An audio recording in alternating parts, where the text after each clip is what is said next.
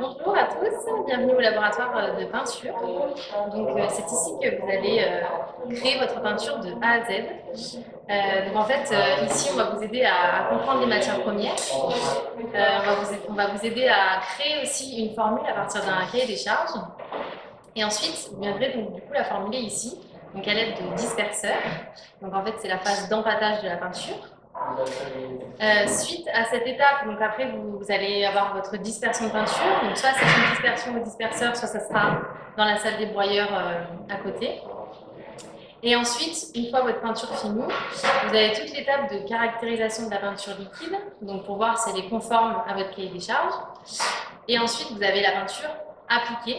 Donc, vous avez deux types d'applications, soit l'application au barreau, soit l'application au pistolet. Pour la peinture appliquée, donc le temps de séchage doit être respecté. Et ensuite, vous avez toute l'étape de caractérisation de la peinture du film sec. Par exemple, pour une peinture automobile, on va vérifier qu'elle résiste à des petits chocs. Donc, vous avez le test d'emboutissage. Vous avez également le test de lessivabilité. Donc, par exemple, pour une peinture décorative, s'il y a des taches sur votre peinture, pour vérifier que lors du nettoyage, la peinture ne se décolle pas de votre mur. Et vous avez également des tests comme les tests d'abrasion sèche, par exemple pour des peintures de route, quand il y a plusieurs passages, ça fait un vieillissement accéléré de la peinture pour voir si au bout de tant de passages, la peinture se décolle ou pas du revêtement.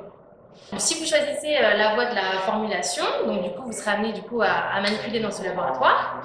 Et une fois diplômé, donc vous avez plusieurs débouchés dans ce domaine. Donc vous avez des débouchés dans la recherche et le développement, vous avez des débouchés dans la production, dans le contrôle qualité, et aussi en tant que technico-commercial.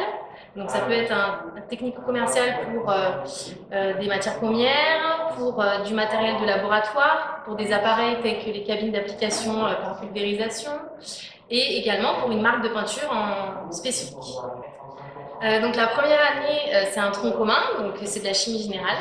Et ensuite, en fonction de la spécialité que vous allez choisir, c'est là, donc en deuxième année, où vous allez donc commencer à venir du coup dans le laboratoire de peinture si vous êtes sur la voie de la formulation, et donc commencer à faire des TP dans votre spécialisation.